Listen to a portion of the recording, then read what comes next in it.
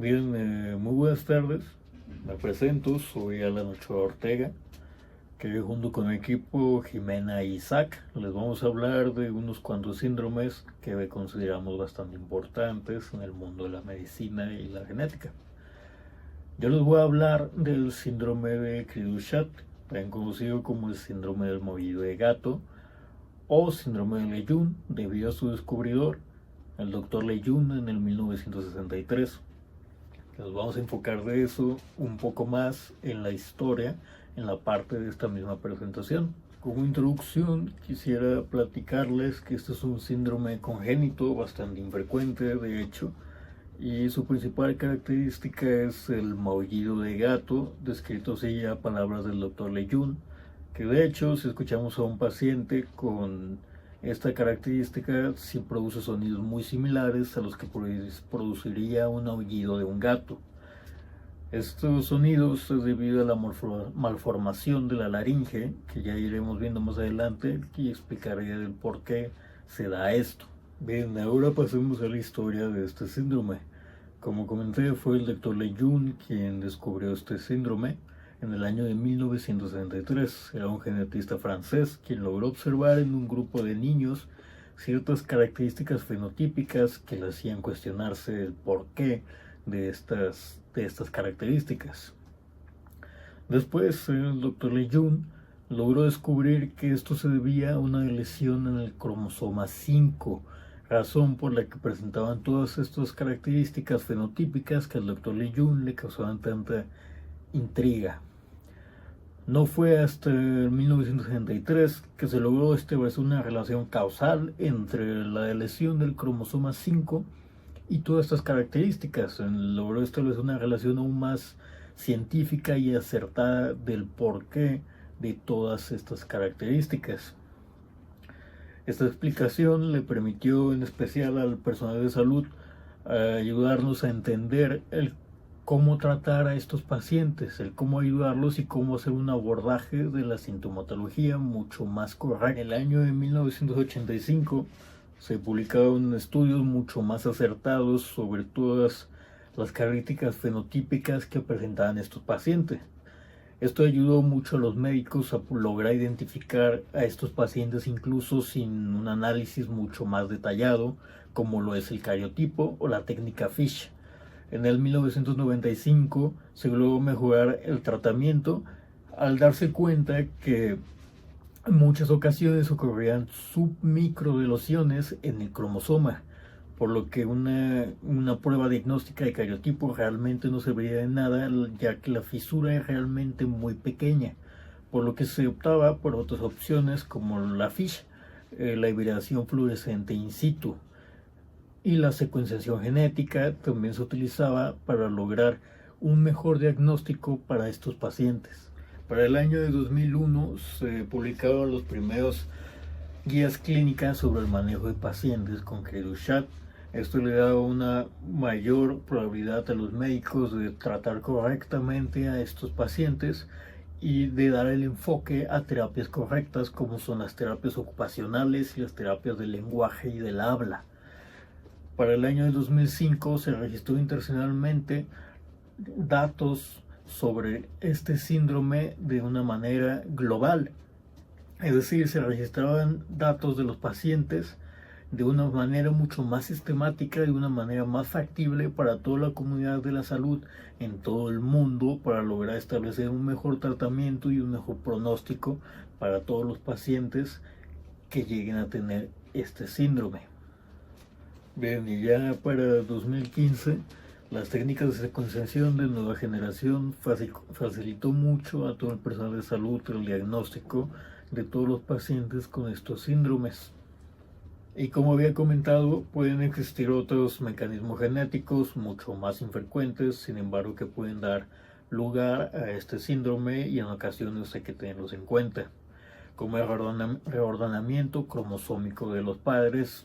Sucede en un 12% de los casos aproximadamente, que es un porcentaje bastante pequeño de los casos, pero hay ocasiones en que el culpable directo sí puede ser los padres, ya que en sus cromosomas puede predisponer al desarrollo de este síndrome.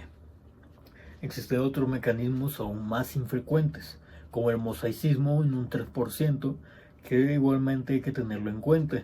Y si bien recuerdan, el mosaicismo es cuando ocurrían que existen dos tipos de células en nuestro organismo.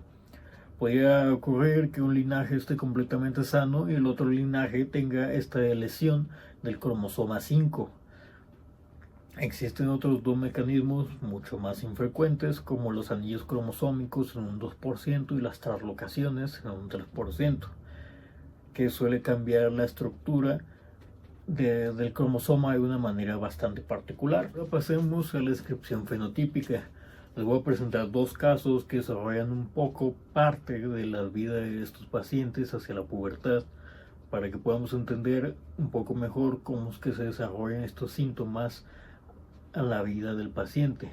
En el primer caso tenemos a una niña de 6 meses de edad que presenta el llanto característico que presentan todos los pacientes con Cri du Chat, que como si bien recuerdan les había comentado que es debido a una anomalía en la laringe que hace que las cuerdas vocales produzcan este aullido de gato, que realmente al ser unos niños, al ser unos infantes, no conocen ningún método de lenguaje más que el de llorar o gritar, y al intentar hacer esto producen este maullido.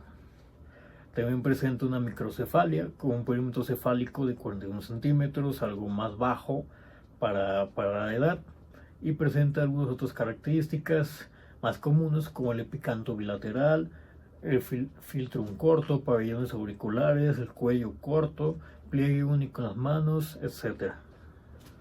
Más tarde en la vida de este paciente, ya con 13 años de edad, podemos tener algunas características persistentes como su microcefalia. Tenemos un peso de 24 kilogramos y una talla de 130 centímetros.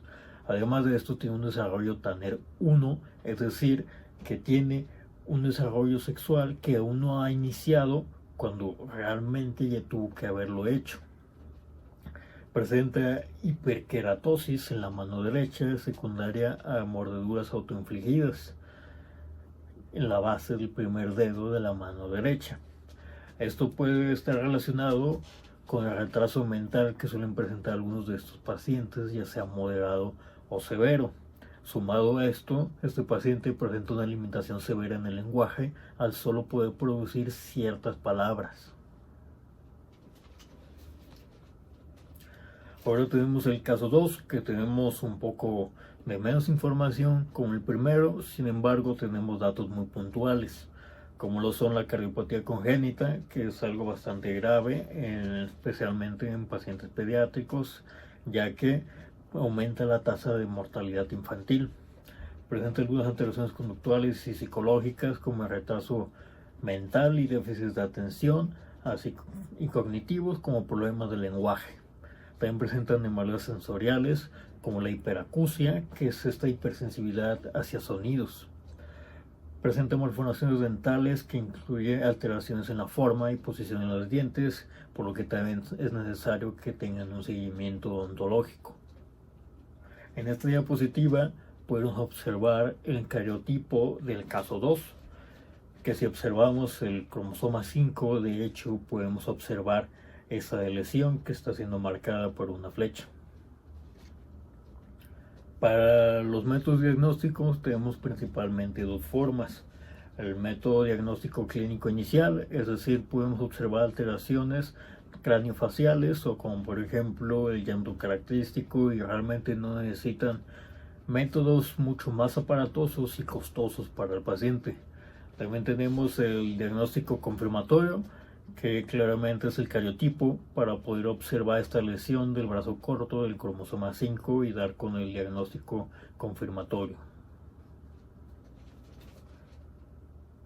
Además de esto, tenemos otros dos métodos diagnósticos que se pueden tomar en cuenta, como la FISH en el caso de que la lesión del cromosoma 5 sea una microlesión y sea mucho más pequeña, que no sea observable con un cariotipo normal. El diagnóstico prenatal puede ser por ecografía al detectar cambios o anomalías graves y retraso en el crecimiento intrauterino. También podemos tener la amniocentesis, que es la obtención de células fetales para lograr analizar su cariotipo, que como ya había comentado, en caso de que esta lesión sea un poco más pequeña, habría que ver otros métodos como la FISH en caso de que sea ya el diagnóstico postnatal. Ahora tenemos el tratamiento y seguimiento, que está más enfocado en maximizar la vida y mejorar la calidad de vida del paciente, así como de los padres. Y ahí por medio de esto hay varios tipos de terapias, como está la terapia del habla para mejorar el lenguaje de los pacientes con Credit Chat. También tenemos la terapia ocasional al centrarse en desarrollar habilidades motoras mucho más finas, y finalmente tenemos la terapia física que mejora el equilibrio y otras habilidades de coordinación. Es importante tener un enfoque multidisciplinario en todas estas terapias para la mejor integración del paciente a la sociedad y por supuesto para su familia. Y ya por último tenemos los resultados y el seguimiento. Es bastante importante realizarle un seguimiento a este paciente para poder obtener desde que si la terapia que está recibiendo actualmente es lo suficientemente correcta para dar los resultados esperados. ¿Y qué resultados esperamos? Esperamos resultados como las mejoras en habilidades motoras gracias a la terapia física, mejoras en la habilidad del lenguaje, no tan drásticas, sin embargo sí menores para lograr desenvolverse, ya que como había mencionado anteriormente, padecen de retraso mental de severo a moderado. También esperamos mejoras en las conductas, como lo son en las autolesiones, al implementar todos estos tipos de terapias. Y sería todo por este síndrome. Ahora pasaremos al siguiente. Hola, yo soy Jimena Mijares y yo les voy a hablar sobre el síndrome de Turner. Vamos a empezar hablando sobre la historia como una pequeña introducción, empezando en el año de 1938, cuando Henry Turner describe por primera vez este síndrome. De ahí es donde viene el nombre de este síndrome por el apellido de esta persona, Henry Turner. Saltamos a los años de 1959, cuando otro personaje importante, Charles Ford, descubre la causa genética de este síndrome, que es que en lugar de tener un par de cromosomas sexuales, solo tenemos un cromosoma en lugar del par. Que esto se los voy a ir desarrollando más adelante y se los voy a explicar mejor a lo largo de la presentación. Saltamos a los años de 1960 a 1970 con el diagnóstico prenatal. Se empiezan a usar cariotipos y amniocentesis para poder diagnosticar prenatalmente esta enfermedad. Saltamos a los años de 1980 a 1990 con una mejora en el tratamiento para las personas con Turner. Empezamos a usar hormonas para el crecimiento con niñas con Turner, por ejemplo. Y de ahí nos vamos a los años 2000, cuando empieza a haber un avance tecnológico para el diagnóstico prenatal, como ya se los había comentado, la amniocentesis y el cariotipo. Empieza a haber una mejora en estos diagnósticos y ser más precisos a la hora de diagnosticar prenatalmente este síndrome. En la actualidad se sigue mejorando la calidad de las personas con Turner y ahora tenemos tratamientos cardiovasculares que nos ayudan al manejo de este síndrome, también como mejoras en la fertilidad de las mujeres con Turner. El síndrome de Turner es de tipo mosaicismo. Este se origina por un error durante la división celular postcigótica, lo que nos dice que va después de la fecundación. Esto nos lleva a que algunas células sí tengan el número correcto de cromosomas y otras pues que no. De aquí se subdivide en dos tipos. Los tipos que tenemos son mezclas de diferentes cariotipos. Tenemos, por ejemplo, el que es 45X y el otro que es 46XX. Vamos a hablar sobre el primero, que es la monosomía completa, que por su nombre se imaginarán, y como no lo dice su nombre, es cuando falta completamente uno de los cromosomas X. Este se da por un error durante la meiosis. Es importante mencionar que en este tipo solo se dan el 2% de los embarazos, lo que lo hace algo raro, pero no imposible. Al darse un embarazo es muy normal, el 99% de las veces termina en un aborto espontáneo en el primer trimestre de embarazo. Al llegar a un embarazo a término, el producto solo vivirá de 48 a 72 horas de vida.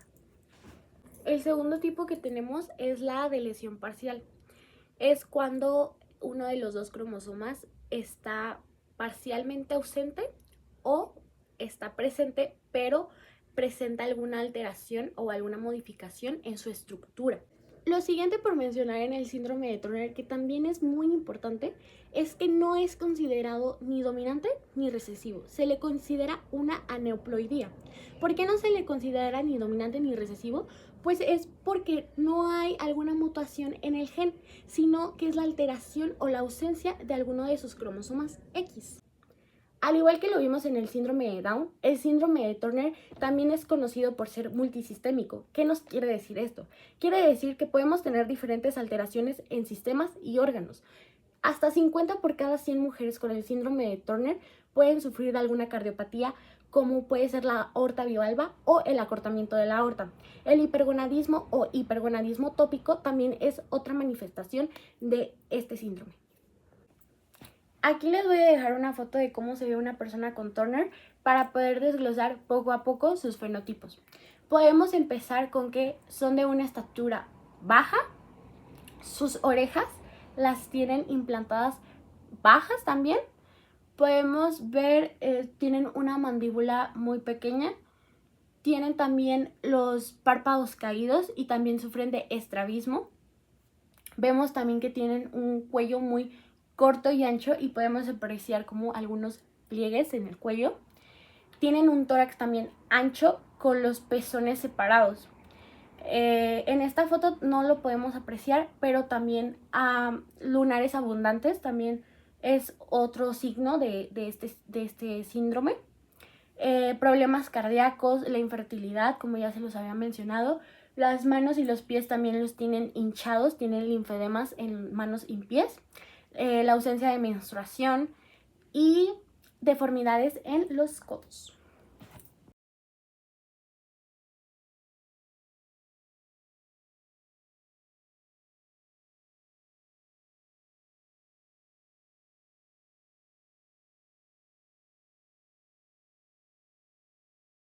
Para poderlo diagnosticar prenatalmente, lo que podemos hacer es una ecografía y aquí lo que se busca es la acumulación de líquidos en la nuca o malformaciones cardíacas y renales. La siguiente manera puede ser un análisis de ADN fetal libre por medio de la sangre materna y la otra manera es una amniocentesis o una biopsia corial. Lo que aquí se busca es poder analizar el cariotipo del feto. Este síndrome, al no diagnosticarse prenatalmente, es muy común que se llegue a diagnosticar hasta la etapa de la pubertad, aproximadamente más o menos hasta los 15 años de edad, cuando las niñas llegan a consultar o van a sus doctores por una falta de menarca, por su primera menstruación, y también porque no han tenido un desarrollo de sus caracteres sexuales secundarios. Por ejemplo, el desarrollo de mamas, ensanchamiento de caderas o aparición de vello púbico. En México afecta solo a una niña por cada 2.500 niñas, por lo que no lo hace tan prevalente. Para un diagnóstico postnatal, la manera de diagnosticarlo puede ser mediante un cariotipo para poder identificar la monosomía del X o el mosaicismo. También podemos pedir pruebas hormonales y ecocardiogramas, al igual que estudios renales. Las mujeres con Turner también son conocidas por su infertilidad, por no poder desarrollar correctamente sus caracteres sexuales. También son conocidas por una hiperplasia de útero, así que si ellas deciden o quieren ser mamás, deben optar por otro camino para poder embarazarse.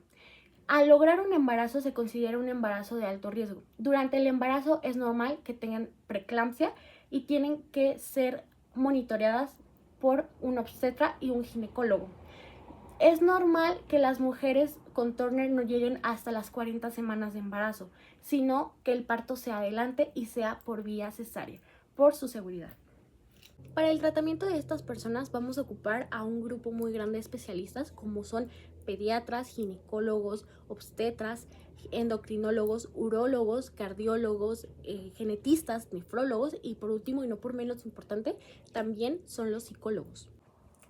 Dado a que el síndrome de Turner es un trastorno genético, no tiene cura, pero sí se puede recibir una buena atención médica y un tratamiento adecuado y personalizado para cada persona para que pueda tener una vida plena y productiva. Algunas de las complicaciones que se pueden llegar a presentar por este síndrome se pueden prevenir mediante una buena alimentación, ejercicios y con revisiones médicas constantes de los especialistas ya mencionados. El seguimiento de estas personas de por vida tiene que estar enfocada en su salud cardiovascular, en su salud ósea, en su salud metabólica y también en las infertilidades. Bueno, ¿qué tal? Buenas tardes. Vamos a seguir ahora con la patología de Klinefelter. Mm,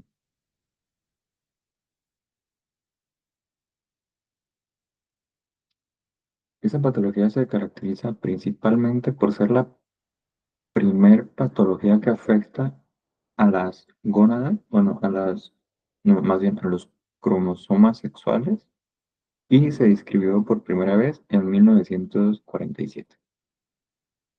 Continuamos con la historia. En 1947, el doctor Henry Klinefelter describe esta patología a través de un grupo observado de individuos que rondaban entre los 17 y 38 años de edad. Todos ellos presentaban una clínica bastante similar, si no es que, pues, decir que igual. Lo que ellos presentaban o tenían en común era que tenían ginecomastia y testículos pequeños principalmente. Aunque algunos otros síntomas o características de esta enfermedad es que presentan una estatura bastante alta o bastante elevada por encima de la talla promedio. Bueno, más adelante la vamos a describir. Esa patología también se caracteriza por la presencia de un cromosoma X extra. Entonces, la forma en cómo se interpretan o se lee esto es 47XXY o 48XXXY, que esas serían formas más graves, cuando lo normal, pues ya sabemos, sería 46XY o 46XX. También esa patología se puede presentar o con una afección parcial o total, que significa que puede haber un mosaicismo, que en este caso son individuos que presentan un mejor pronóstico, ya que solamente son algunas células y no todas. Además, si la afección es total, son individuos que no van a producir esperma o si lo producen, no van a ser fértiles. En cambio, si presentan un mosaicismo, y las células afectadas no son de las gónadas, son individuos que sí podrían ser fértiles. Bueno, el mecanismo genético, a diferencia de otros síndromes, las personas con síndrome de Klinefelter, como ya se mencionó, tienen una altura bastante elevada. Bueno, no bastante elevada, pero desde pequeños van a ser de talla alta. Cuando llegan ya a su edad adulta, van a rondar mínimo el 1,75 metros, pero en promedio llegan a medir 1,85. Mm, Como tal, no, bueno, no es como tal, sí, no es una mutación genética, sino una alteración en el número de cromosomas, ya que como ya se mencionó, hay un cromosoma X extra. También no hace falta decirlo, únicamente esto pasa con los varones. Así que está clasificada como dentro de las trisomías, sería trisomía del X. ¿Qué falló? Bueno, un 53% un 53% de esto se refiere, bueno, viene de origen paterno por un error en la meiosis 1 y un 43% viene de origen materno por errores en la meiosis 1 y menos frecuente o más raro en la meiosis 2. También aquí se ven involucrados algunos factores como es la edad, mientras más grandes sean los parentales, más riesgo hay de que esto suceda. Efecto, bueno, aquí también todo depende si la afección es parcial o si se presenta un mosaicismo, pero el mosaicismo es mucho más raro, así que nos vamos a enfocar más en que sea una afección parcial de todas las células. Generalmente estos individuos presentan niveles bajos de testosterona, llegando bueno, algún otro síntoma también puede ser el cáncer mamario debido a la ginecomastia, infertilidad, problemas sexuales y huesos débiles también. Algunos de ellos, bueno, muchos de esos pacientes durante su infancia ni siquiera están conscientes de que tienen el síndrome, ya que la química no se presenta sino hasta la adolescencia, en el desarrollo de los caracteres sexuales. ¿Sí? Entonces pueden tener no sé, ya 15, 17, 18 años y a lo mejor van a decir que tienen un miembro bastante pequeño, genitales pequeños o desarrollo de ginecomastia, que no es nada, que no es habitual en un hombre. Entonces ya es cuando deciden acudir con su médico, ya es cuando ya cuando se les diagnostica que cuando tienen el síndrome. Estos pacientes también suelen ser de talla alta, con una desproporción entre el tronco superior y el tronco inferior, porque las piernas suelen ser más largas de lo normal y la distribución de la grasa corporal también es anormal, ya que esta acumulación se va a presentar principalmente en el área del abdomen y van a tener una baja tonalidad muscular. Bien. Bueno, aquí pues, se observan los pacientes, una talla alta, hombros estrechos, poco vello corporal. Además de eso, también van a tener un leve retraso mental y mientras más cromosomas X haya, más va a ser el grado de retraso mental que van a presentar. También suelen presentar, bueno, micropene, alrededor de 4 centímetros aproximadamente, con testículos pequeños también, desarrollo de ginecomastia, caderas anchas con piernas alargadas. Aquí un poco más.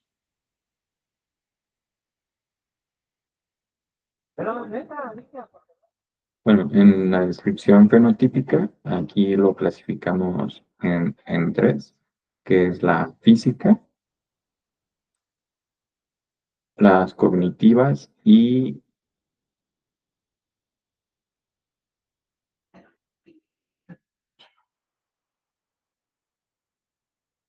bueno, y también abarcamos el área de fertilidad. Bueno, en físicas, vamos a ver que presentan testículos y pene pequeños, ginecomastia, poco vello corporal y facial, figura corporal redondeada también como afeminada, piernas más largas de lo normal, aumento en el grasa en el vientre o aumento de grasa abdominal y altura arriba del promedio que ronda 1,75 a 1,85.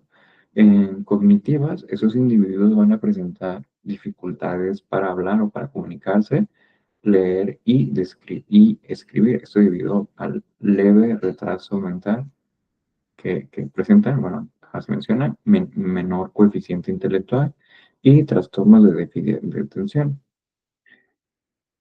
Este síndrome también además provoca una disminución, si no es que una nula producción de espermatozoides, haciendo estos individuos totalmente estériles si es que no reciben un tratamiento adecuado y si es que la afección es parcial.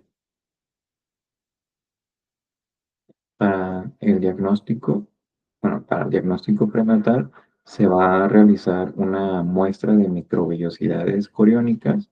Esto se hace principalmente durante la 10ª a la 14ª semana de gestación. Lo que se hace aquí es que se introduce una aguja muy fina y delgada y se trae una muestra de las microvellosidades para diagnosticar o para checar cualquier enfermedad genética.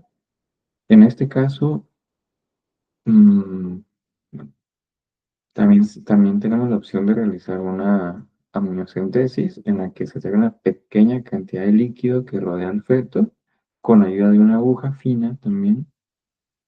Y este procedimiento se va a realizar entre la 15ª y la semana 24.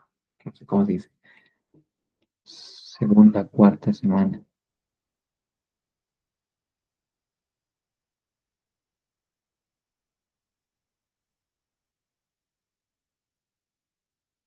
Continuamos.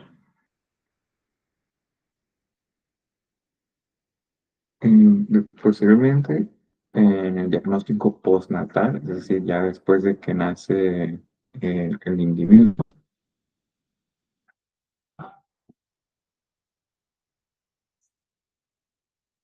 mm, aquí aquí se van a dividir de dos formas, ya que como la clínica no la presentan hasta que, si bien no son adolescentes o adultos, durante la infancia van a presentar algunos problemas neurológicos, problemas de aprendizaje y trastornos del lenguaje debido al leve retraso mental que ellos presentan. Eso también varía en grados, dependiendo de cuántos cromosomas X se presenten.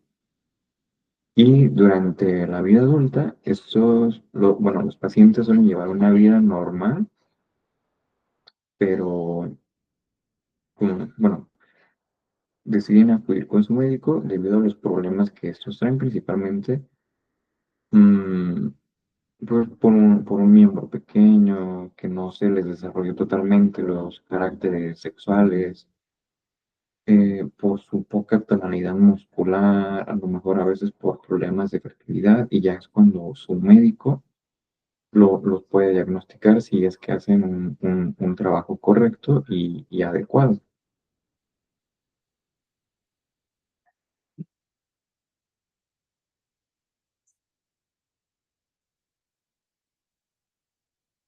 En tratamiento, el tratamiento pues, puede ser simple. Bueno, va a ser más que nada tratamiento farmacológico y también pueden tener tratamiento quirúrgico. Bueno, pero el quirúrgico es más que nada para el tema de la ginecomastia, ya que esto sí se puede quitar de forma quirúrgica. Sin embargo, ese cromosómico no tiene una cura, al igual que la mayoría de las patologías, se puede, se puede tratar la sintomatología. Sin embargo, no se puede curar como tal, más bien, ¿no? Eso es como lo que se trataba de decir. En el tratamiento farmacológico va a haber reemplazo de testosterona, bueno, terapia de reemplazo de testosterona. Se van a dar dosis mediante tabletas para aumentar la testosterona. Mm, de esta forma se puede lograr el aumento de la masa muscular, el fortalecimiento de los huesos.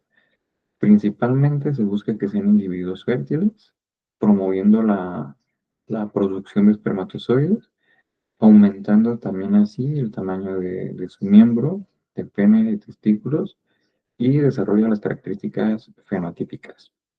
Extracción de tejido mamario mediante un procedimiento quirúrgico, tratamiento de fertilidad y asesoramiento psicológico. Esto para ayudarlos a tratar los problemas de aprendizaje, cómo pueden ser más normales en la sociedad, o ver la forma de que eso no los afecte de manera negativa, que no entren en depresión.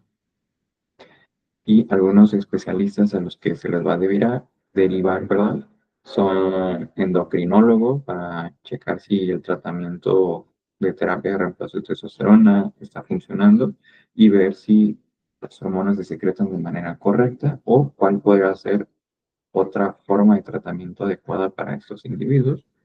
Pediatría, principalmente en la infancia, y cirujano plástico, pues esto para el tema de la ginecomastia que presentan los individuos. Atención en cuidados de salud, Mm, Bueno, dependiendo también del individuo, es necesario medir la cantidad o la dosis de testosterona que se les va a proporcionar, ya que pueden ser niveles altos, bajos o normales, además de que, mm, bueno, el tratamiento de fertilidad también para estos individuos no representa un riesgo hacia la salud. Sin embargo, es posible que mm, no representa un riesgo a la salud como tal para esos individuos. Sin embargo, al ser tratamientos prolongados, pueden resultar en un problema económico, ya que no son tan baratos. O sea, más o menos me parece que andan rondando unos 1,200 o 1,000, bueno, 1,200 por muy poquito, a unos 2,000 pesos semanales, unas pastillas que son de testosterona que se les, ¿cómo se dice? Que se les administra a esos individuos y no tiene que ser interrumpido, o sea, tiene que ser todo el tiempo. Entonces, estos medicamentos, por muy baratos, les andan saliendo alrededor de 6,000, sí, como de 5,000 a 8,000 o inclusive hasta 10,000 pesos mensuales. Seguimiento de vida. mm, bueno, estos individuos suelen llevar una vida totalmente normal. Hay algunos que ni siquiera se llegan a dar cuenta, nunca se los diagnostican cuando se presenta mosaicismo o muchas veces que no se desarrollan los síntomas a tal grado de que lleguen a sospechar de ello. O simplemente nunca lo dieron por hecho y no decidieron acudir con su médico. Y algunos otros, donde se presenta de una forma más grave, a lo mejor con dos cromosomas X extra, XXXY, ahí sí tienen problemas cognitivos, problemas de, sí, dificultades cognitivas, sociales y problemas de aprendizaje.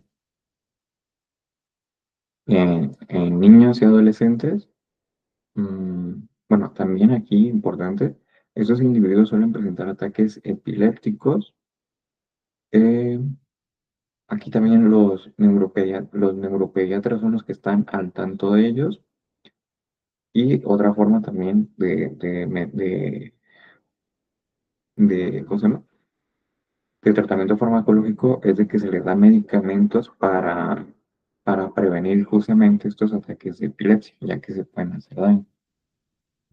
En adultos, mm, bueno, presentan una calidad de vida bastante similar a la de una persona promedio. Mm, También cuando no se presenta el tratamiento quirúrgico para la inopilación de,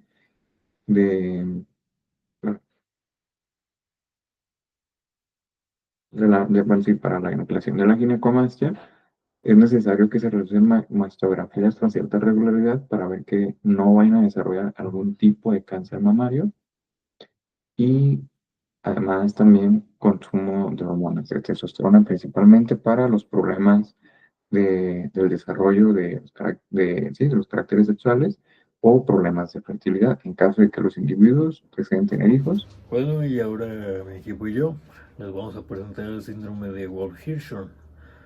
Yo les voy a hablar un poco de la historia y de la descripción fenotípica de estos síndromes. Empecemos por la historia. Comenzando con la historia, en el año de 1950 se describieron los primeros casos clínicos donde se lograron identificar a pacientes con características similares donde se asociaría el síndrome de Wolf-Hirschhorn. Sin embargo, para este punto aún no se asociaba a este síndrome. No fue hasta el año de 1961 donde Herbert Lee Cooper publica un artículo de un paciente donde logra identificar que la causa subyacente de su síndrome es una gran porción de lesión del cromosoma 4. Para el año de 1985, Wolf y Hirschhorn logran identificar características fenotípicas que están relacionadas con la lesión del brazo corto del cromosoma 4, o también conocido como 4P. Fue hasta ese entonces que logran establecer una relación entre los fenotipos y esta lesión. donde se convierten en marcadores genéticos para este síndrome. Y para el año de 1995, finalmente la Organización Mundial de la Salud logra reconocer este síndrome oficialmente. El mecanismo genético de este síndrome va a ser una mutación en el gen PRKAG2. Esto lo que hace es codificar a una subunidad de proteínas llamadas quinasas AMP activadas. Lo que esta mutación nos trae es una alteración en la electricidad eléctrica del corazón. La mutación de este gen nos va a traer la acumulación de glucógeno en las células del corazón. Esto lo que va a hacer alterar la estructura del sistema de conducción y crear vías eléctricas que van a causar taquicardias. Esta misma mutación también nos puede causar una cardiomiopatía hipertrófica, lo que sugiere una relación entre las vías accesorias y la patología del corazón. Fenotípicamente, estos pacientes suelen tener algunas características fenotípicas bastante distintivas, como lo son el hipertelorismo ocular, la microcefalia y la característica más reconocida de los pacientes con estos síndromes es la nariz ancha y la frente alta, mejor conocido como la cara con aspecto de casco de reo griego, literalmente descrito así, como se puede observar en las imágenes. De alguna que otra manera puede tener cierta similitud. Suelen existir otras manifestaciones clínicas como un retraso en crecimiento pre y postnatal, así como retraso en el desarrollo psicomotor y cognitivo, y puede llegar a haber convulsiones, siendo bastante comunes entre el 50 y 100% de los casos. Bueno, y además de estas características fenotípicas, suelen presentar manifestaciones adicionales, con las más comunes como anomalías esqueléticas del 60 al 70% de los casos, las cardiopatías congénitas en un 50% de los casos es algo bastante peligroso, ya que puede llevar a una mortalidad bastante alta, y la pérdida de audición en un 40%. Para los diagnósticos prenatales tenemos una ecocardiografía fetal, tenemos el análisis de ADN en el líquido amniótico del feto, tenemos también una biopsia de vellosidades coriónicas. Mientras que en el diagnóstico postnatal vamos a tener electrocardiogramas, vamos a tener un monitoreo de Holter y ecocardiogramas. Este síndrome es considerado un trastorno genético raro. Es causado por la deleción del brazo corto del cromosoma 4. Se considera una herencia dominante, generalmente debido a una mutación de novo. ¿Qué nos quiere decir de novo? Es decir, que esta es una mutación que ocurre por primera vez en la persona afectada y no se hereda de los padres. Es considerada una herencia dominante y no recesiva, aunque la mayoría de los casos ocurren por mutaciones espontáneas. En la mayoría de los casos de las personas con este síndrome no tienen antecedentes familiares con este trastorno. La deleción genética afecta al desarrollo y nos puede causar retrasos, malformaciones físicas y otras complicaciones. Posteriormente, para el tratamiento del síndrome de Wolff-Hirschhorn, al igual que la mayoría de los síndromes, no existe un tratamiento específico, ya que al ser cromosómico, no se puede curar parcialmente.